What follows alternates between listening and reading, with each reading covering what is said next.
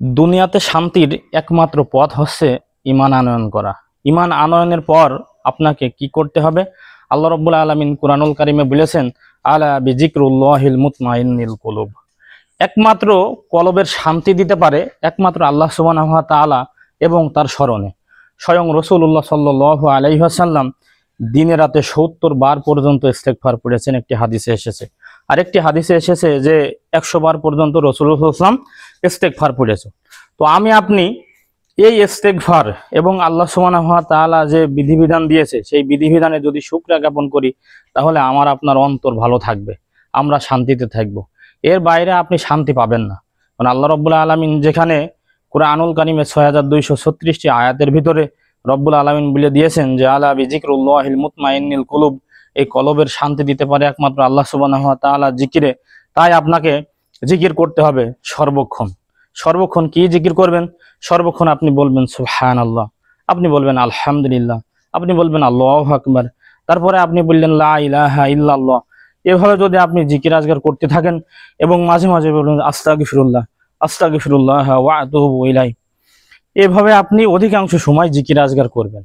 অনর্থক সময় তো আপনার ঠিকই হারিয়ে যাচ্ছে।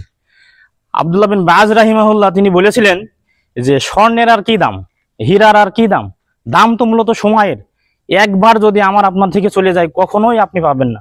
এরকম আমার আপনার যৌবন চলে গিয়েছে, তা কখনোই আমি আপনি খুঁজে পাইনি। ঠিক এই বিষয়ে আপনি সময় চলে গেলে আসলে কোনো কিছুই পাবেন না।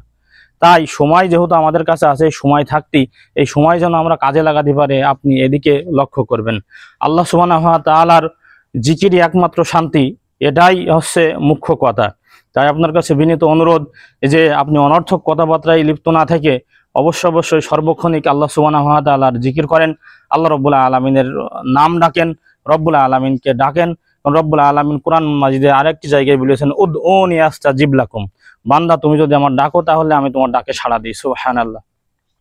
এর চেয়ে বড় কথা, এর চেয়ে বড় মহৎ বক্তব্য আসলে আর কিছু হয় না, কিছু তো কেউ দিতেও পারে না। তাই রব্বুল আলামিন যেহেতু আমাদেরকে ডাকার কথা বলেছে, তাই আল্লাহ সুবহানাহু ওয়া তাআলাকে আমরা অবশ্যই ডাকার চেষ্টা করব এবং ডাকবো।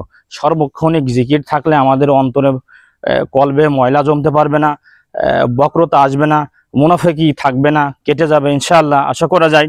তাই আপনি কোরআন সুন্নাহর আদলে থাকেন এবং আল্লাহ সুবহানাহু ওয়া তাআলাকে সর্বক্ষণ স্মরণ করতে আপনি হয়তো পারবেন না, নফস ধোঁকা দেবে, শয়তান ধোঁকা দেবে, কিন্তু চেষ্টা তো করে দেখতে পারি ভাই আমরা।